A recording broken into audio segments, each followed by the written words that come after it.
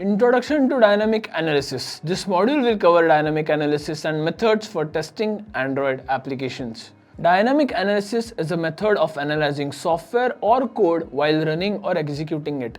It involves observing the program's behavior as it interacts with different inputs or external systems while examining how it changes over time.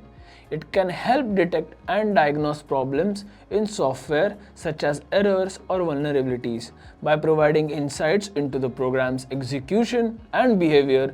Usually, it helps us identify performance issues, memory leaks, and other errors that may not be apparent from static analysis alone.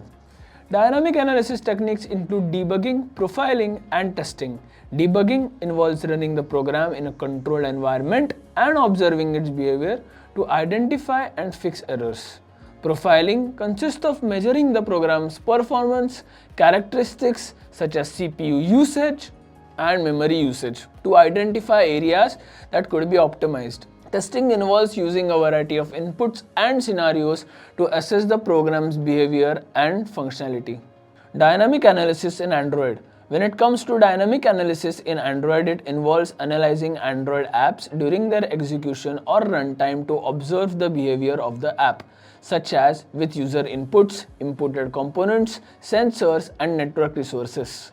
This can help detect and diagnose app functionality and security issues consisting of cryptographic flaws, vulnerable library calls, memory leaks, and sensitive verbose errors during unexpected user inputs.